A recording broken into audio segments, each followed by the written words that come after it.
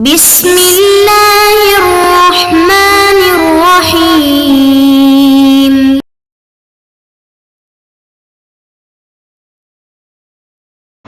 اعوذ باللہ من الشیطان الرجیم بسم اللہ الرحمن الرحیم۔ عزیز طلباء کرام، السلام علیکم ورحمۃ اللہ وبرکاتہ۔ امید ہے آپ سب خیر و عافیت سے ہوں گے۔ جواہر البلاغہ حصہ دوم، سبق نمبر 55۔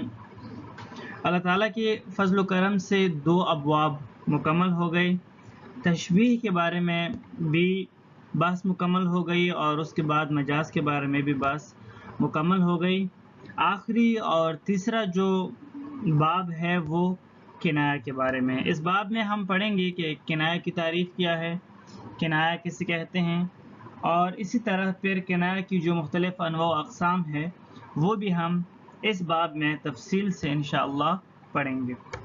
کنایہ، صاحب کتاب سب سے پہلے کنایہ کا لغوی معنی کریں گے کہ کنایہ کا لغوی معنی کیا ہے، اور اس کے بعد ہم کنایہ کی جو اصطلاحی تعریف ہے، کنایہ کا جو اصطلاحی معنی ہے اس بارے میں ہم پڑھیں گے، اور اس کے بعد ایک اور نقطہ جو صاحب کتاب بیان کریں گے وہ یہ ہے کہ مجاز اور کنایہ ان دونوں میں فرق کیا ہے۔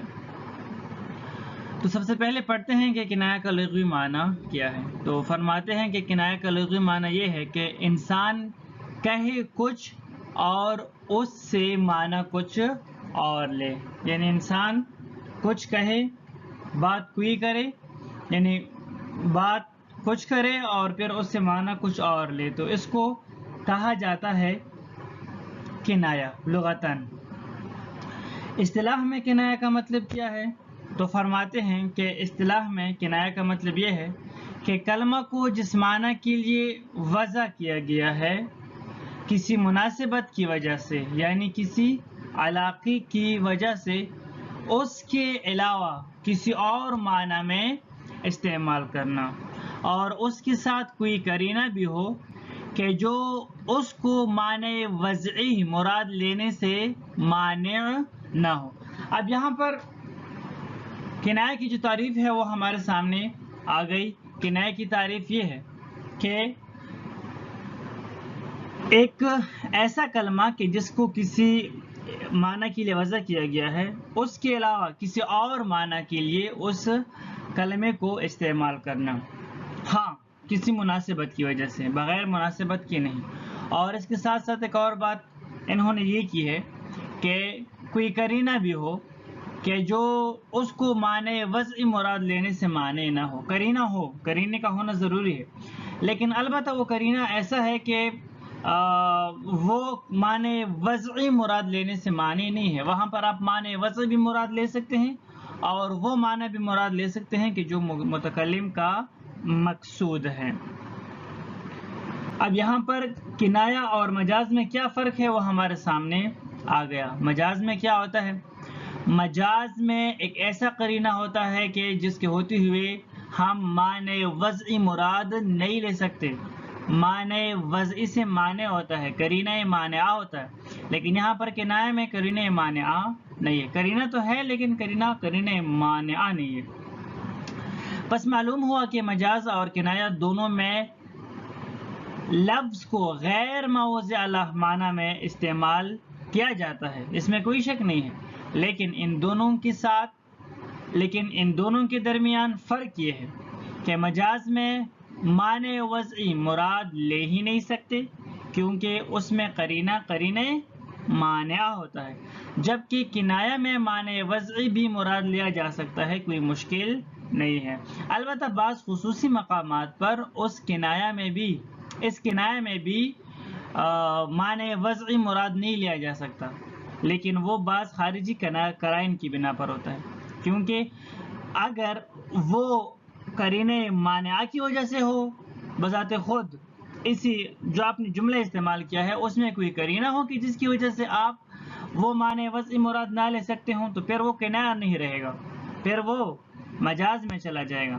ہاں اگر بعض خارجی قرائن کی بنا پر، قرائن خارجی یعنی بعض دوسری چیزیں ہیں جس کے جملے سے بذات خود تعلق نہیں ہے، بلکہ ہمیں کہیں اور سے پتہ چل جاتا ہے کہ بھئی یہاں پر تو آپ یہ مراد نہیں لے سکتے، تو وہاں پر پھر آپ معنی وضعی مراد نہیں لے سکتے، لیکن وہ قرینہ مانعہ کی وجہ سے نہیں ہوتا، بلکہ وہ بعض خارجی قرائن کی وجہ سے ہوتا ہے۔ مثلا وعلی العرش استوى، اب یہاں پر مراد یہ نہیں ہے کہ خداوند تبارک و تعالی جو ہے وہ عرش کے اوپر جو ہے احاطہ کی ہوئی ہے یا عرش کے اوپر بیٹھا ہے، اس کا یہ مراد نہیں ہے، بلکہ اس کا مطلب یہ ہے کہ خداوند تبارک و تعالی کی قدرت جو ہے وہ تمام چیزوں پر ہے، وہ عرش پر بھی ہے اور اس کے علاوہ تمام چیزوں پر ہے، قدرت خداوندی مراد ہے، یہاں پر خداوند تبارک و تعالی کا بیٹھنا مراد نہیں۔ لیکن یہ یہاں پر ہم ابھی یہاں پر استوا کا ہم جو معنی وضعی ہے وہ مراد نہیں لے سکتے، لیکن اس لیے نہیں کہ اس جملے میں کوئی قرینہ مانعہ موجود ہے، کوئی قرینہ حالیہ یا مقالیہ موجود ہے، نہیں، ہمارے پاس بعض اور چیزیں ہیں، قرائن خارجی جسے کہا جاتا ہے، یعنی ہمارے پاس یہ کنفرم ہے کہ خدا کوئی وجود نہیں ہے کہ جو کسی چیز کے اوپر بیٹھ جائے، تو ہمارے پاس اس کے اوپر دلائل موجود ہے، پورا بحث موجود ہے، تو وہاں سے ہمیں پتہ چلتا ہے کہ یہاں پر استوا سے مراد جو ہے وہ معنی وضعی ہو ہی نہیں سکتا، لیکن بذات خود اس جملے میں جو قرینہ ہے وہ قرینہ غیر مانعہ ہے، قرینہ مانعہ نہیں ہے۔ بات آسان ہے، کوئی مشکل نہیں ہے اس میں۔ عبارت کی طرف آتے ہیں۔ الباب الثالث فی الکنایۃ و تعریفها و انواعها، باب ثالث کس چیز کے بارے میں ہے؟ کنایہ کے بارے میں ہے، کنایہ کی تعریف اور کنایہ کے انواع و اقسام ہم اس باب میں بیان کریں گے۔ الکنایۃ لغتاً، اب لغت میں کنایہ کا معنی کیا ہے؟ ان یتکلم بشیء ویراد به غیرہ وہی مصدر کنیت او کنوت بکذا عن کذا اذا عدلت عن التصریح بہوا اشرت به الیہ۔ لغت میں کنایہ کا مطلب یہ ہے کہ ان یتکلم بشیء ویراد به غیرہ، یعنی آپ کہیں کچھ اور اس سے ارادہ کچھ اور کریں، بات کوئی کرے یعنی کچھ کہیں اور پھر اس سے آپ مراد کچھ اور لیں، تو اس کو لغت میں کنایہ کہا جاتا ہے۔ اب یہ جو کنایہ ہے یہ کنوتو یا کنیتو کا مصدر ہے، کنوتو بکذا عن کذا، اذا عدلت عن تصریح، یعنی جب آپ تصریح سے عدول کریں، جب آپ کسی مقام پر کسی مطلب کی وضاحت نہ کریں بلکہ فقط اس کی طرف اشارہ کریں۔ وَإِصْطِلَاحًا هُوَ اسْتِعْمَالُ اللَّفْظِ فِي غَيْرِ مَا وُضِعَ لَهُ فِي اصطلاح التخاطب لعلاقة مع قرینة غیر مانعة من ارادة المعنى الوضعی۔ اصطلاح میں کنایہ کسے کہتے ہیں؟ تو فرماتے ہیں کہ اصطلاح میں کنایہ کا مطلب یہ ہے کہ آپ کسی لفظ کو غیر ما وضع لہ معنی میں استعمال کریں، یعنی لفظ کا غیر ما وضع لہ معنی میں استعمال کرنا، لعلاقۃ کسی مناسبت کی وجہ سے، بغیر مناسبت کی نہیں، کسی مناسبت کی وجہ سے، مع قرینۃ غیر مانعۃ، لیکن ساتھ ایک ایسا قرینہ موجود ہے کہ جو معنی وضعی مراد لینے سے مانع نہیں ہے۔ قرینہ تو ہے کہ یہاں پر مراد جو ہے معنی وضعی نہیں ہے بلکہ کوئی اور معنی مراد ہے، غیر ما وضع لہ معنی مراد ہے، البتہ وہ قرینہ اتنا قوی نہیں ہے کہ جو آپ کو یہاں پر معنی وضعی مراد لینے سے بھی منع کرے۔ نحو زید طویل النجاد، زید جو ہے طویل النجاد ہے۔ طویل النجاد کا مطلب کیا ہے؟ نجاد کہتے ہیں جو تلوار کا پٹا ہوتا ہے نا، تلوار کا جو پٹا ہوتا ہے اس کو کہا جاتا ہے نجاد۔ اب آپ کہتے ہیں زید طویل النجاد، کہ زید کی جو تلوار ہے، زید کی تلوار کا پٹا جو ہے وہ طویل ہے، تلوار کی جو بند ہے زید کی وہ طویل ہے۔ اب ترید بہذا ترکیب انہ شجاع عظیم، اب اس جملے سے زید طویل النجاد، اس سے آپ یہ مراد بھی لے سکتے ہیں کہ زید جو ہے بہت ہی شجاع ہے۔